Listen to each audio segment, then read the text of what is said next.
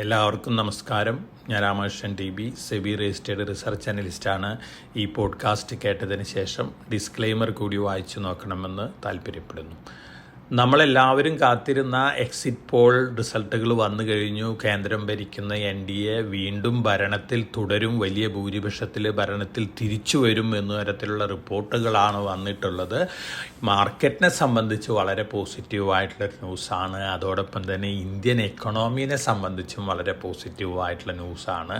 കാരണം കഴിഞ്ഞ 10 വർഷമായിട്ട് കേന്ദ്രം ഭരിക്കുന്ന ഗവൺമെൻറ് ഇംപ്ലിമെൻ്റ് ചെയ്തിട്ടുള്ള എല്ലാ റിഫോം മെഷേഴ്സിൻ്റെയും പോസിറ്റീവ് ഇമ്പാക്റ്റ് നമുക്ക് ലഭിച്ചു തുടങ്ങിയിട്ടുള്ള സമയമാണ്. അടുത്ത 5 വർഷത്തേക്ക് കൂടി ഭരണം കണ്ടിന്യൂ ചെയ്യുമ്പോൾ തീർച്ചയായിട്ടും വലിയ രീതിയിലുള്ള റിഫോം മെഷേഴ്സാണ് ഈ ഗവൺമെൻറ്റിൽ നിന്ന് നമ്മൾ എക്സ്പെക്റ്റ് ചെയ്യുന്നത്. അത്തരത്തിലുള്ളൊരു സ്റ്റേറ്റ്മെൻറ്റുകൾ തന്നെയാണ് ധനകാര്യമന്ത്രി ആയാലും അതുപോലെ തന്നെ പ്രധാനമന്ത്രി ആയാലും ഒക്കെ നടത്തിയിട്ടുള്ളത്. അതുകൊണ്ട് തന്നെ മാർക്കറ്റിനെ സംബന്ധിച്ച് വളരെ ഒപ്റ്റിമിസ്റ്റിക് ആയിട്ടുള്ള ഡേയ്സാണ് നമുക്ക് മുന്നിലുള്ളത്.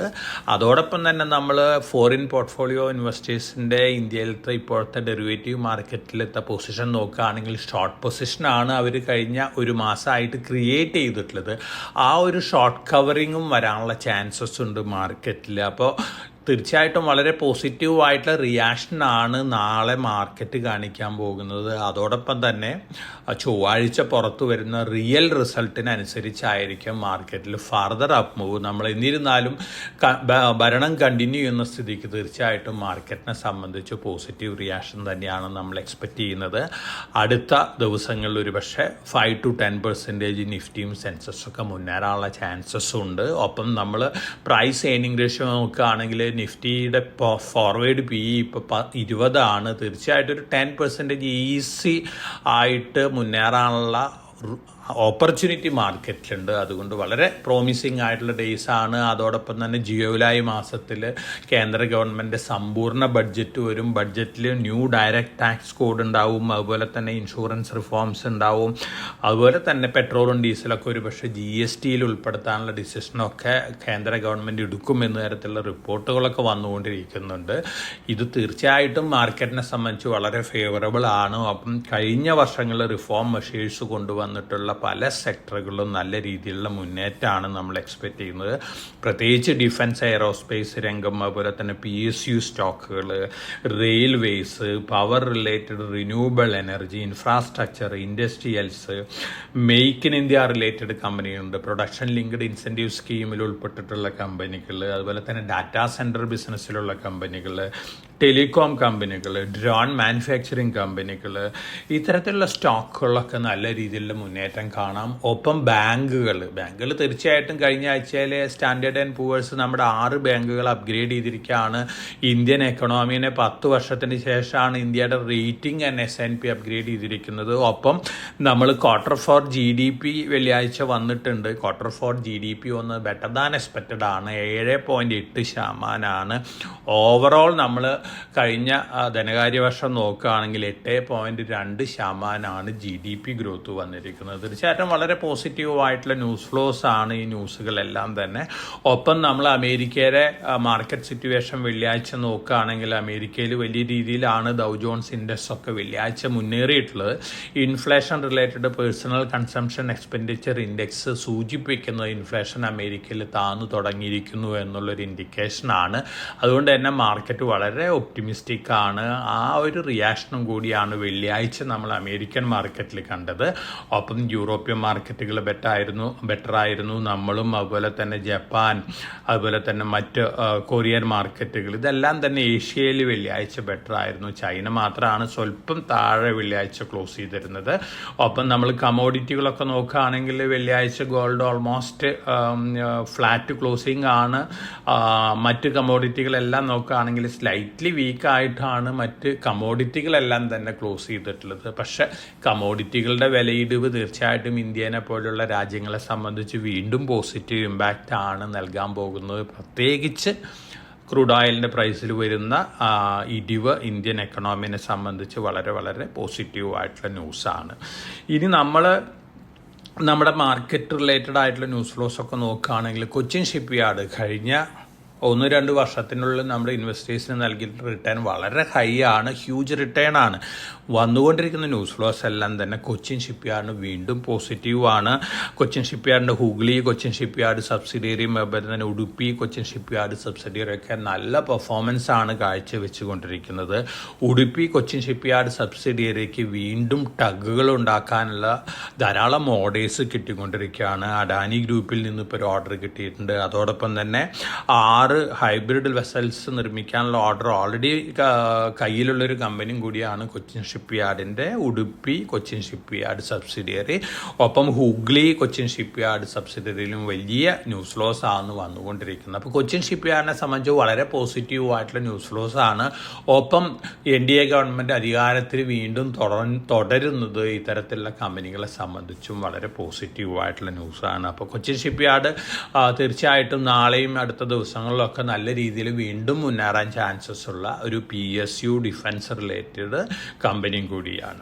ഹിന്ദുസ്ഥാൻ സിങ്ക്, നമുക്കറിയാം സിൽവറിൻ്റെ പ്രൈസ് മുന്നേറുകയാണ് ഗ്ലോബൽ മാർക്കറ്റുകളിൽ. കാരണം സോളാർ രംഗത്ത് സിൽവറിൻ്റെ യൂസ് കൂടിക്കൊണ്ടിരിക്കുകയാണ്.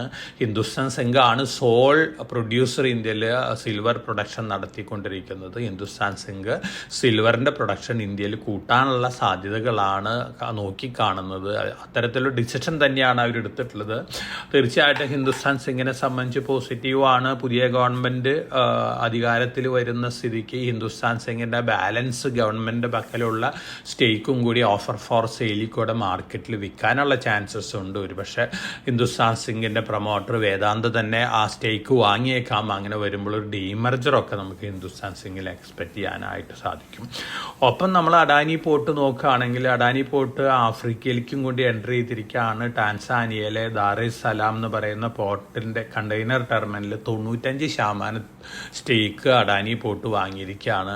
വളരെ പ്രോമിസിംഗ് ആയിട്ടുള്ള ന്യൂസാണ്. ഇന്ത്യയിൽ ഓൾറെഡി ട്രാൻസ്ഷിപ്മെൻറ്റ് പോർട്ടായിട്ട് ഗവൺമെൻറ് അംഗീകരിച്ചിട്ടുള്ള അനുമതി കൊടുത്തിട്ടുള്ള അഡാനി പോർട്ടിൻ്റെ വിഴിഞ്ഞം പോർട്ടും അതുപോലെ തന്നെ മറ്റ് പോർട്ടുകളെല്ലാം തന്നെ അഡാനി പോർട്ടിനെ സംബന്ധിച്ച് പോസിറ്റീവ് ഇമ്പാക്റ്റ് നൽകുന്ന ന്യൂസുകളാണ്.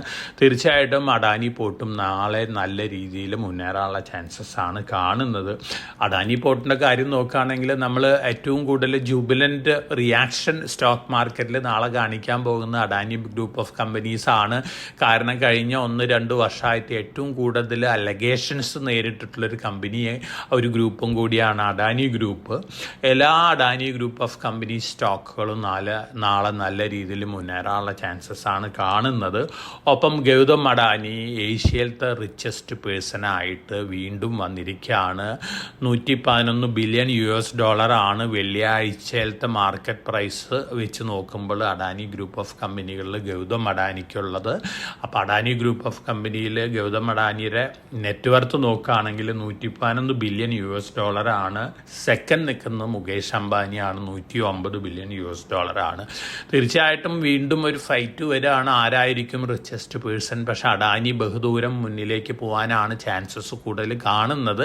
കാരണം അഡാനി ഗ്രൂപ്പ് ഓഫ് കമ്പനികളുടെ റാലി നമ്മൾ അടുത്ത ദിവസങ്ങളിൽ എക്സ്പെക്റ്റ് ചെയ്യുന്നത് വീണ്ടും ഗ്യാപ്പ് കൂട്ടാം.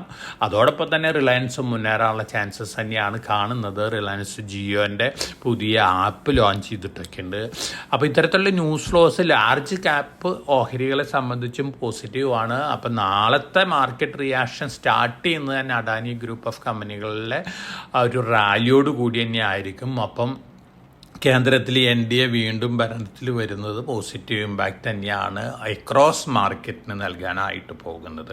അപ്പോൾ ഇനി നമ്മളെ സംബന്ധിച്ച് മുന്നിലുള്ളത് ഇലക്ഷൻ റിസൾട്ട് കഴിഞ്ഞ് കഴിഞ്ഞാൽ ഇനി ബഡ്ജറ്റാണ്. ജൂലൈയിൽ ബഡ്ജറ്റ് വരാം. ഡയറക്റ്റ് ടാക്സ് കോഡ് പുതിയത് ഇംപ്ലിമെൻ്റ് ചെയ്യുന്നതാണ് പറയുന്നത്. കോമൺ മാനും അതുപോലെ തന്നെ ഏറ്റവും സമൂഹത്തിൻ്റെ താഴേക്കടയിലുള്ള ജനങ്ങളെ ടാക്സ് ബ്രാക്കറ്റിൽ നിന്ന് മാറ്റിയേക്കും എന്ന തരത്തിലുള്ള റിപ്പോർട്ടുകളൊക്കെ വരുന്നുണ്ട്. അതോടൊപ്പം തന്നെ ഇൻഷുറൻസ് റിഫോംസ് കൊണ്ടുവരികയാണ്. ഒപ്പം പെട്രോളും ഡീസലും ഒരുപക്ഷെ GSTയുടെ അണ്ടറിലേക്ക് കൊണ്ടുവരാനുള്ള ഡിസിഷനൊക്കെ ഒരുപക്ഷെ ഗവൺമെൻറ് എടുക്കാനുള്ള ചാൻസസ് ഒക്കെ ഉണ്ട്.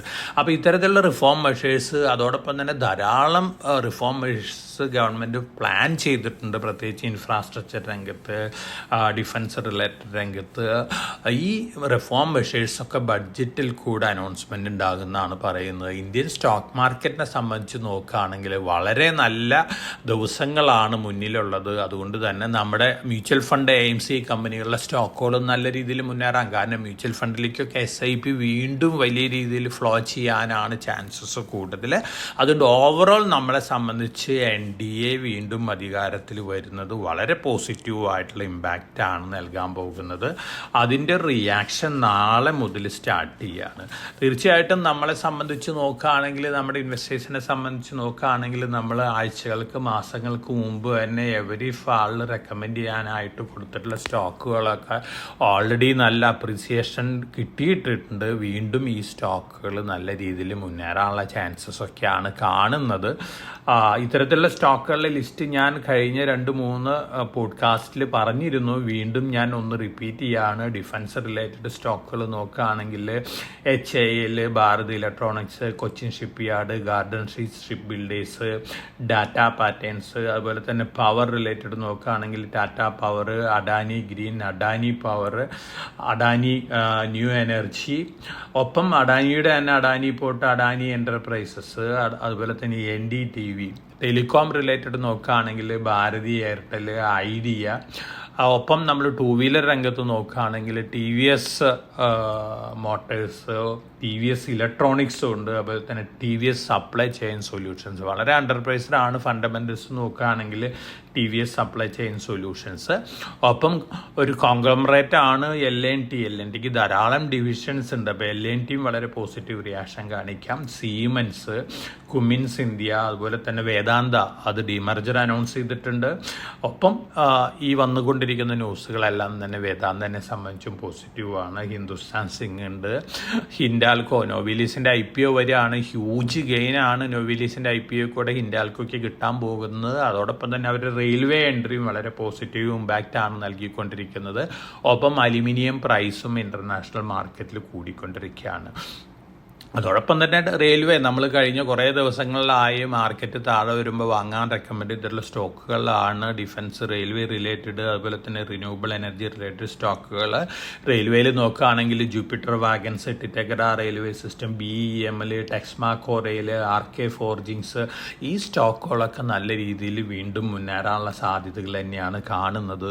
ഒപ്പം CNC മെഷീൻ ഉണ്ടാക്കുന്ന Jyoti CNC, Mac Power CNC, ഒപ്പം ഇൻഷുറൻസ് രംഗത്തുള്ള SBI Life, HDFC Life, semi conductor രംഗത്തേക്ക് ഇറങ്ങിയുള്ള CG പവർ, സ്റ്റെയിൻലെസ് സ്റ്റീൽ ഉണ്ടാക്കുന്ന ഗ്ലോബലി തന്നെ വളരെ പ്രോമിസിംഗ് ആയിട്ടുള്ള മുന്നേറിക്കൊണ്ടിരിക്കുന്ന ജിൻഡാൽ സ്റ്റെയിൻലെസ് ലിമിറ്റഡ്, ഒപ്പം ടെലികോം 5G രംഗത്ത് ഏറ്റവും കൂടുതൽ ഗ്ലോബൽ പാറ്റന്റുള്ള തേജാസ് നെറ്റ്വർക്ക്, ദേവയാനി ഇൻ്റർനാഷണൽ ഉണ്ട്, ഒപ്പം വരുൺ ബിവറേജസ് ഉണ്ട്, ശ്രീറാം പിസ്റ്റൻസ് ഉണ്ട്, KP Green Engineering Limited. Green engineering, green power രംഗത്ത് വളരെ പ്രോമിസിംഗ് ആയിട്ടുള്ള കമ്പനിയാണ്. റെയ്മണ്ട് ലിമിറ്റഡ്, റെയ്മണ്ട് ഡീമർജറും കൂടി വരികയാണ്. വളരെ പ്രോമിസിംഗ് ആയിട്ടുള്ള പെർഫോമൻസ് ആണ് റെയ്മണ്ട് കാഴ്ചവെച്ചുകൊണ്ടിരിക്കുന്നത്. PI ഇൻഡസ്ട്രീസ്, അതോടൊപ്പം തന്നെ റാഫേലിൻ്റെ ദാസോൾട്ട് സിസ്റ്റംസ് ആയിട്ട് ഡ്രോൺ ടെക്നോളജി സൈൻ ചെയ്തിട്ടുള്ള കോറോമണ്ടൽ ഇൻ്റർനാഷണൽ നല്ല രീതിയിൽ മുന്നേറാൻ സാധ്യതയുള്ള ഒരു സ്റ്റോക്കാണ് കോറോമണ്ടൽ ഇൻ്റർനാഷണൽ. ഒപ്പം സ്റ്റീൽ പ്രൊഡക്ഷൻ കപ്പാസിറ്റി കൂട്ടിക്കൊണ്ടിരിക്കുന്ന ശ്യാം മെറ്റാലിക്സ്, ഇത്തരത്തിലുള്ള സ്റ്റോക്കുകളിലൊക്കെ നല്ല രീതിയിലുള്ള ബൈയും കാണാനുള്ള ചാൻസസ് ആണ് കാണുന്നത്. ഡാറ്റാ സെൻറ്റർ ബിസിനസ് വലിയ രീതിയിലാണ് globally data centre business grow ചെയ്തുകൊണ്ടിരിക്കുന്നത്. അപ്പോൾ ഇന്ത്യയിൽ ഡാറ്റാ സെൻറ്റർ രംഗത്തുള്ള കമ്പനികളും നല്ല രീതിയിലുള്ള മുന്നേറ്റം കാഴ്ചവെക്കുന്നുള്ള എക്സ്പെക്റ്റേഷനാണ്. അങ്ങനെ നോക്കുകയാണെങ്കിൽ നമ്മൾ തന്നെ റെക്കമെൻഡ് ചെയ്തിട്ടുള്ള അനന്തരാജ് ലിമിറ്റഡ്, അതോടൊപ്പം തന്നെ അഡാനി ഗ്രൂപ്പ്, അഡാനി എൻ്റർപ്രൈസിൻ്റെ അണ്ടറിലുള്ള സബ്സിഡിയറി അഡാനി കൊണക്സ് ഉണ്ട് US. തീർച്ചയായിട്ടും ഈ പോസിറ്റീവ് ഇമ്പാക്റ്റ് കിട്ടാൻ പോകുന്ന അഡാനി എൻ്റർപ്രൈസസിനാണ്. ഒപ്പം നമ്മുടെ defence related Bharat dynamics limited, അതുപോലെ തന്നെ എമർജിങ് സ്റ്റാറുകളാണ് ഹഡ്കോ, IRED ഒക്കെ ഗവൺമെൻറ് NBFCകളാണ്. പവർ സെക്ടർ രംഗത്തും മറ്റ് ഇൻഫ്രാസ്ട്രക്ചർ രംഗത്തൊക്കെ വലിയ രീതിയിൽ ഫണ്ടിങ് നടത്താൻ പോകുന്നത് ഹഡ്കോ, IRED കമ്പനികളൊക്കെയാണ്. ഈ സ്റ്റോക്കുകളും നല്ല രീതിയിൽ മുന്നേറാം. India tourism development corporation comparatively underpriced ആയിട്ടുള്ള ഒരു ഹോസ്പിറ്റാലിറ്റി സ്റ്റോക്കാണ്. അപ്പോൾ ഇന്ത്യ ടൂറിസം ഡെവലപ്മെൻറ്റ് കോർപ്പറേഷൻ മുന്നേറാനുള്ള ചാൻസസ് തന്നെയാണ് കാണുന്നത്. അതോടൊപ്പം തന്നെ നമ്മുടെ 2024 പിക്കുകളിലൊന്നായ ZF കമേഴ്ഷ്യൽ വെഹിക്കിൾസ് സിസ്റ്റംസ് വളരെ പോസിറ്റീവായിട്ട് മുന്നേറിക്കൊണ്ടിരിക്കുകയാണ്. വീണ്ടും മുന്നേറാനുള്ള ചാൻസസ് ആണ് കാണുന്നത്. PTC industries, Johnson controls, Hitachi air conditioning, അതുപോലെ തന്നെ മറ്റു പല സ്റ്റോക്കുകളും മാർക്കറ്റിൽ വളരെ പ്രോമിസിങ് ആയിട്ടുള്ള മുന്നേറ്റം കാഴ്ചവെക്കാനുള്ള ചാൻസസ് ആണ് കാണുന്നത്. തീർച്ചയായിട്ടും ഇൻവെസ്റ്റേഴ്സിനെ സംബന്ധിച്ച് വളരെ പ്രോമിസിങ് ഡേയ്സ് ആണ്. ടെക്നോളജിയിൽ നോക്കുകയാണെങ്കിൽ കോഫോർജ് അണ്ടർപ്രൈസറാണ്, അതുപോലെ തന്നെ L&T മൈൻട്രി അണ്ടർപ്രൈസറാണ്, TCS, ഇൻഫോസിസ്, ഈ സ്റ്റോക്കുകളൊക്കെ നല്ല രീതിയിൽ മുന്നേറാനുള്ള ചാൻസ് ആണ്. ഓവറോൾ നമുക്ക് ഈ ഇലക്ഷൻ റിസൾട്ട് നൽകുന്നത് വളരെ പോസിറ്റീവായിട്ടുള്ളൊരു പിക്ചറാണ്. അതോടൊപ്പം തന്നെ നമ്മുടെ 6 ബാങ്കുകളെ S&P അപ്ഗ്രേഡ് ചെയ്തിട്ടുണ്ട്. അതിൻ്റെ ഇമ്പാക്റ്റ് എൻ്റയർ ബാങ്കിങ് സെക്ടറിന് നൽകുകയാണ്. അപ്പോൾ ഇത്തരത്തിലുള്ള ന്യൂസ് ഫ്ലോസ് ഓവറോൾ നമ്മളെ സംബന്ധിച്ച് ഈ ആഴ്ച വളരെ പ്രോമിസിങ് ആയിട്ടുള്ള ഒരാഴ്ചയാണ്. ഇലക്ഷൻ റിസൾട്ട് അനൗൺസ് ചെയ്തതിന് ശേഷം വീണ്ടും മാർക്കറ്റിൽ നല്ല രീതിയിലുള്ള മുന്നേറ്റമൊക്കെ കാഴ്ച വയ്ക്കാനുള്ള സാധ്യതകളുണ്ട്. എന്നിരുന്നാലും ഇലക്ഷൻ റിസൾട്ടിലും എക്സിറ്റ് പോളും റിയൽ ഇലക്ഷൻ റിസൾട്ടും തമ്മിലൊന്ന് കമ്പയർ ചെയ്യേണ്ടതൊക്കെ ആവശ്യമാണ്. കേന്ദ്രം ഭരിക്കുന്ന NDAയിലെ പ്രമുഖ കക്ഷിക്ക് കഴിഞ്ഞ തവണത്തെക്കാളും വലിയ രീതിയിൽ സീറ്റൊക്കെ താഴ്ത്തേക്ക് പോവുകയാണെങ്കിൽ അതിൻ്റേതായ വൊളാട്ടിലിറ്റി ഒക്കെ മാർക്കറ്റിൽ കണ്ടേക്കാം. പക്ഷേ മാർക്കറ്റിൽ വലിയ ക്രാഷൊന്നും നമുക്ക് എക്സ്പെക്റ്റ് ചെയ്യാൻ സാധിക്കില്ല. ഇനി എക്സിറ്റ് പോളിന് വിപരീതമായിട്ടാണ് റിയൽ റിസൾട്ട് വരികയാണെങ്കിൽ തീർച്ചയായിട്ടും മാർക്കറ്റിൽ അതിൻ്റേതായ ഒരു ഇമ്പാക്റ്റ് ഒക്കെ ഉണ്ടാവും. പക്ഷേ ഇപ്പോഴത്തെ അവസ്ഥയിൽ 10 എക്സിറ്റ് പോളുകളിൽ വന്നിരിക്കുന്നതിൽ ഒന്നിൽ പോലും ഇത്തരത്തിലുള്ള നെഗറ്റീവ് റിയാക്ഷൻ കാണിക്കാനുള്ള ഇൻഡിക്കേഷനൊന്നുമില്ല. 3 എക്സിറ്റ് പോളുകൾ പ്രിഡിക്റ്റ് ചെയ്യുന്നത് തന്നെ 400 സീറ്റിന് മുകളിലാണ് NDAക്ക്. മറ്റെല്ലാ എക്സിറ്റ് പോളുകളും പ്രിഡിക്റ്റ് ചെയ്യുന്നത് 350 സീറ്റിന് മുകളിലാണ്. അപ്പോൾ തീർച്ചയായിട്ടും എക്സിസ്റ്റിംഗ് NDA തന്നെ ഭരണത്തിൽ കണ്ടിന്യൂ ചെയ്യുന്നുള്ളൊരു എക്സ്പെക്റ്റേഷൻ തന്നെയാണ്. അത് ഇന്ത്യൻ മാർക്കറ്റിനും ഇന്ത്യൻ എക്കണോമിക്കും ഇന്ത്യയിലെ ജനങ്ങളെ സംബന്ധിച്ചും പോസിറ്റീവായിട്ടുള്ള ഇമ്പാക്റ്റ് നൽകും എന്നുള്ളൊരു എക്സ്പെക്റ്റേഷൻ തന്നെയാണ്. അപ്പോൾ വളരെ പ്രോമിസിങ് ആയിട്ടുള്ള ഡേയ്സ് ആണ് ഇൻവെസ്റ്റേഴ്സിനെ സംബന്ധിച്ചും ഇന്ത്യയിലെ ജനങ്ങളെ സംബന്ധിച്ചും കിട്ടാൻ പോകുന്നത്. പ്രത്യേകിച്ച് ഡയറക്റ്റ് ടാക്സ് കോഡ് ഇംപ്ലിമെൻ്റ് ചെയ്യും ജനങ്ങൾക്ക്. അത് പ്രത്യേകിച്ച് കോമൺ മാന് വലിയ രീതിയിലുള്ള പോസിറ്റീവ് ഇമ്പാക്റ്റൊക്കെ നൽകും എന്നുള്ള തരത്തിലുള്ള റിപ്പോർട്ടുകളൊക്കെ കേന്ദ്രം ഭരിക്കുന്ന കക്ഷികളുടെ ഭാഗത്തു നിന്നൊക്കെ വന്നിട്ടുണ്ട്. അതിൻ്റെ ഇമ്പാക്റ്റും കൂടി നമുക്ക് ബഡ്ജറ്റിൽ ജൂലൈ മാസത്തിൽ വരുന്ന ബഡ്ജറ്റിലും കൂടി കാണാനായിട്ട് സാധിക്കും. അപ്പോൾ നമുക്ക് ഇനി പ്രോമിസിങ് ഡേയ്സ് ആണ് മാർക്കറ്റിലുള്ളത്. അൺഎക്സ്പെക്റ്റഡ് ആയിട്ട് എന്തെങ്കിലും ഗ്ലോബലി ജിയോ പൊളിറ്റിക്കൽ ടെൻഷൻസോ അല്ലെങ്കിൽ മറ്റു സംഗതികളോ ഉണ്ടാവുകയാണെങ്കിൽ മാത്രമാണ് മാർക്കറ്റിനെ സംബന്ധിച്ചൊരു നെഗറ്റീവ് ഇമ്പാക്റ്റ് ഉണ്ടാവാനായിട്ട് സാധ്യതയുള്ളൂ. മറിച്ച് അമേരിക്കയിൽ പലിശ നിരക്ക് കുറച്ച് തുടങ്ങിക്കഴിഞ്ഞാൽ തീർച്ചയായിട്ടും വീണ്ടും ഫണ്ട് ഔട്ട്ഫ്ലോ അമേരിക്കയിൽ നിന്ന് വരും.